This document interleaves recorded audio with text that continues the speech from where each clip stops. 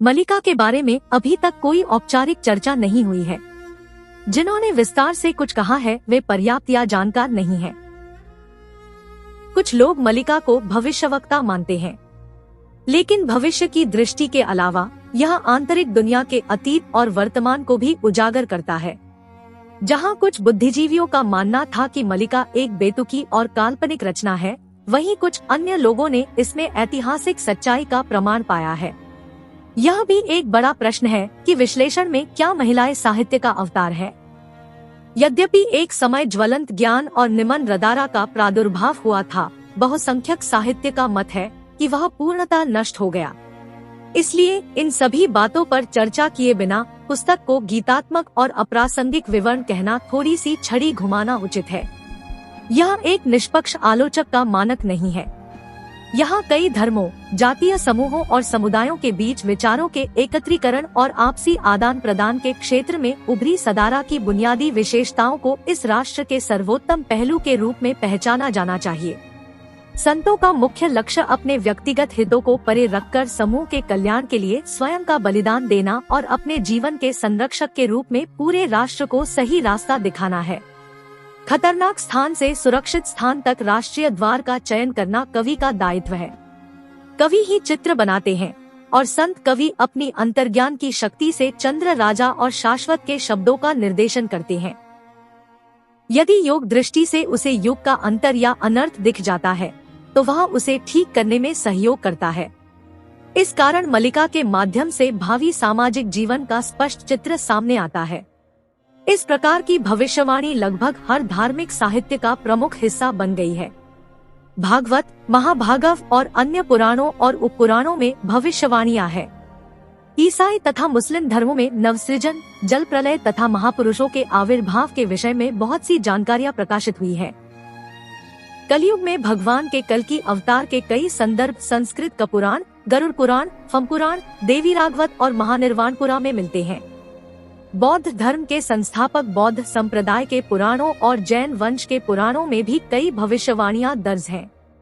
ईसा मसीह से पहले हिंदू समाज में महात्माओं का आविर्भाव हुआ और उन्होंने उस समय के समाज से अन्याय को दूर करने और सत्य की स्थापना के लिए भविष्यवाणियां की।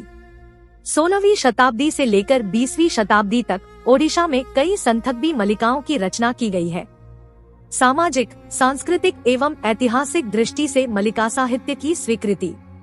मलिका की व्युत्पत्ति से पता चलता है कि मलिका शब्द की उत्पत्ति संस्कृत शब्द माल्या से सेतु में उच्चा प्रत्यय के साथ मिलकर हुई है। ए पलिंग में जैसे फूलों या मालाओं को माला में गुच्छित किया जाता है, वैसे ही महिलाओं के भविष्य के शब्दों को संदर्भ के अनुसार व्यवस्थित और वर्णित किया जाता है। यह संभवतः लोक साहित्य के अंतर्गत है। ग्रामीण जनता को ध्यान में रखकर बनाई गई यह पुस्तक कवि के हृदय से सरल और आकर्षक है।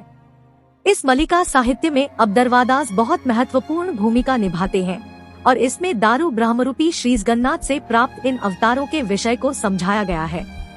भगवान की चिन्मय लीला के प्रकटीकरण के बारे में मालिका में गुप्त स्थानों के जितने भी संकेत हैं, उन्हें निःसंदेह ओडिशा का एक प्राचीन ऐतिहासिक धार्मिक मंदिर माना जा सकता है। उड़ीसा के राजाओं की वंशावली मलिका में पाई जा सकती है।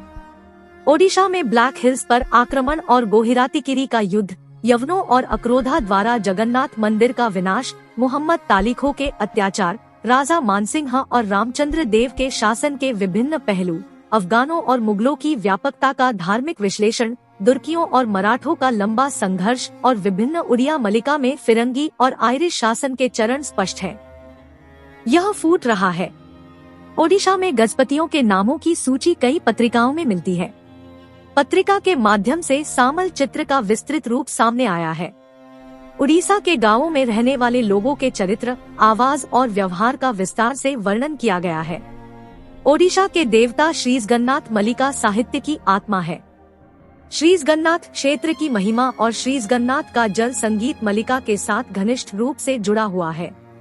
सुंडा जगन्नाथ ही कल की अवतार धारण करेंगे और चूहों का विनाश करके सत्य की स्थापना करेंगे, यह मलिका साहित्य की घोषित वाणी है। समाज सुधार के लिए मलिका का दान भी मामूली नहीं है। पथभ्रष्ट सामंत को सभ्य बनाने और पीड़ित मानव को आशा और भविष्यवाणी देने के लिए मलिका की दानशीलता अद्वितीय है। मलिका साहित्य वंचितों, अभावग्रस्त जनता के लिए एक आश्वासन है और उन्हें जीवित रखता है।